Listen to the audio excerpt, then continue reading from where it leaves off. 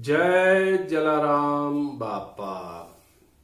नमस्कार साथियों, मैं हूं दिनेश ठक्कर बापा और आप देख रहे हैं एम टाइम्स। साथियों, प्रारंभ करते हैं जलाराम बापा के जीवन की कथा का 28वां अध्याय।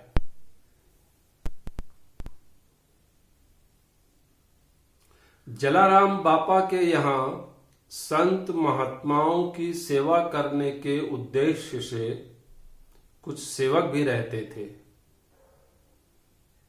इनमें टीडा भगत नाम का एक वृद्ध सेवक भी शामिल था।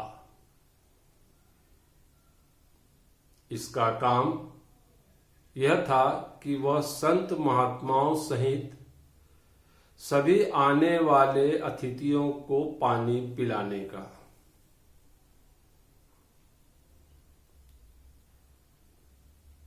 इनकी उम्र को देखते हुए इन्हें ज्यादा मेहनत वाला कार्य नहीं सौंपा गया था।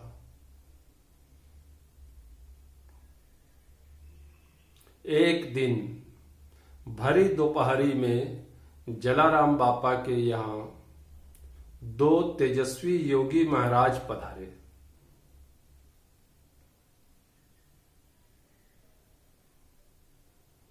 आते ही उन्होंने स्वल्पाहार करने की इच्छा जाहिर की।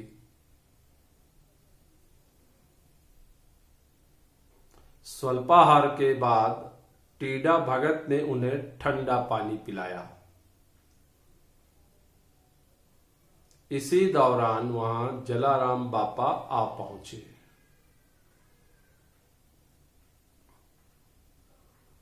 दोनों योगी महाराज को देखकर जलाराम बापा ने स्मित मुस्कान के साथ प्रणाम किया।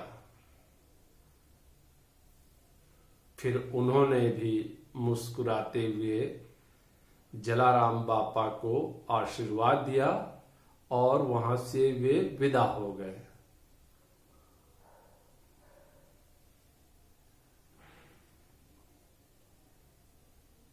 जलाराम बापा ने वहां खड़े सेवक टीडा भगत से पूछा,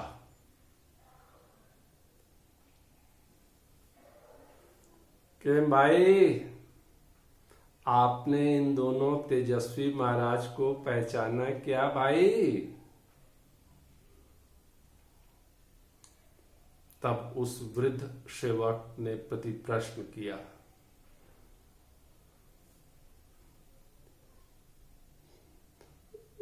ना बापा ना, ना बापा ना, हूं तो आ लोगों ने નથી ઓળખતો बापा,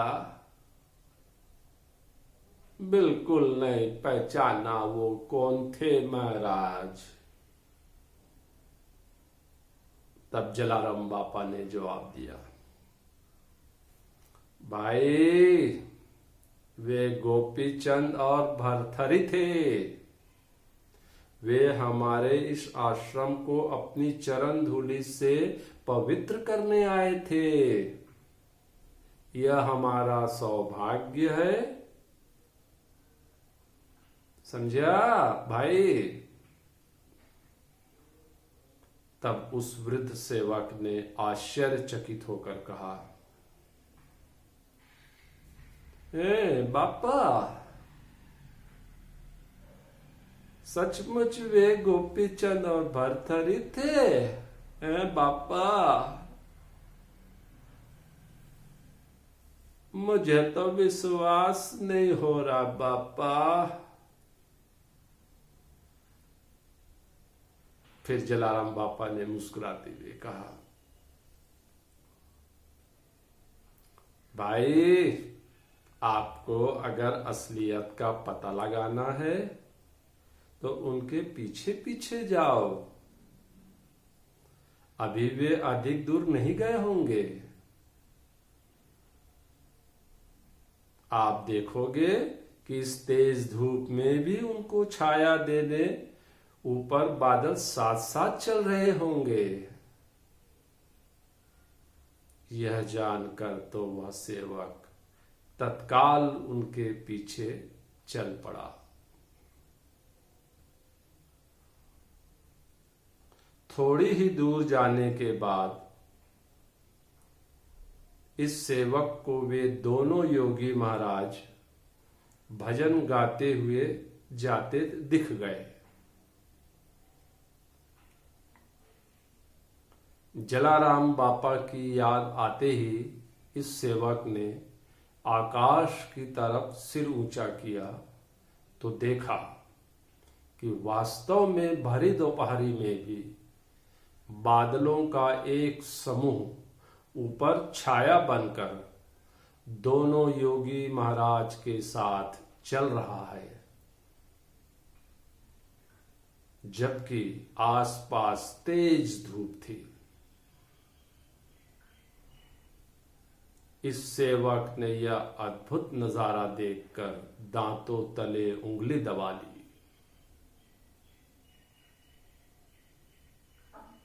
फिर वे उन दोनों योगी महाराज की ओर अपलक निहारते रहे।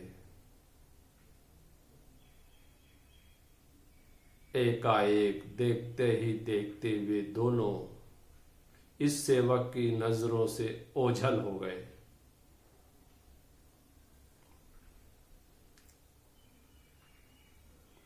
फिर वापस लौटते ही इस सेवक टीडा भगत ने जलाराम बापा को आंखों देखा हाल बताया। उन्होंने हाथ जोड़कर जलाराम बापा से शिकायत भरे लहजे में कहा, ए बापा, एवं हतु तो तमने मने पहला केम ना बताव्यो?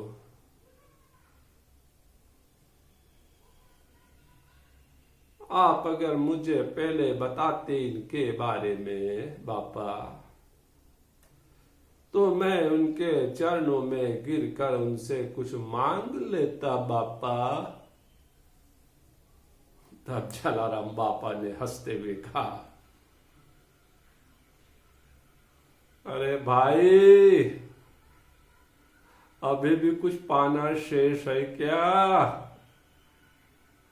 यहां आपको किस चीज की कमी महसूस हो रही है भाई? जो चाहते हो वह सब तो आपको यहां मिल रहा है, फिर ऐसा क्यों कर रहे हैं भाई?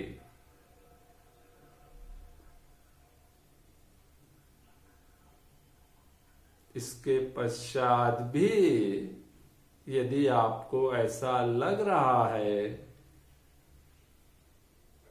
कि कुछ पाना और शेष रह गया है, तो प्रभु श्री राम का नाम जपते हुए सच्चे मन से अतिथियों की सेवा करते रहो भाई। अवश्य ही आपका बेड़ा पार हो जाएगा, समझे भाई?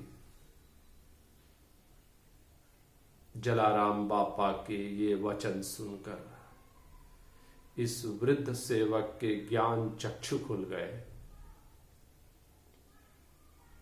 उसी पल सेवक ने अपने समस्त इच्छाओं को त्याग दिया।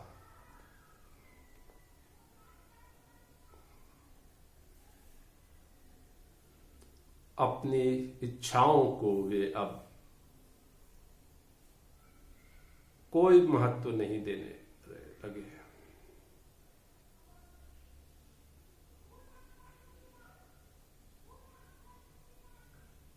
भूखे और दुखी जनों में उन्हें दरिद्र नारायण दिखने लगे। उनकी सेवा ही प्रभु की सच्ची भक्ति लगी। उनकी मन से सेवा करते करते उन्हें यह समझ में आ गया कि गरीबों को जो तृप्त करता है उस पर प्रभु की कृपा दृष्टि अवश्य होती है। जलाराम बापा द्वारा दिए गए जीवन मंत्र भूखे को अन्न दान जैसा श्रेष्ठ दान दूसरा नहीं है। इसका सच्चा अर्थ जानकर अब सेवक अपनी भक्ति से भी इस बात को स्वीकार कर चुका था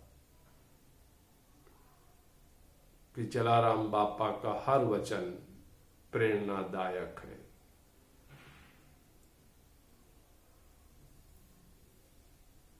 जलाराम बापा ने सेवक को भी रोटी में राम के दर्शन करवाए।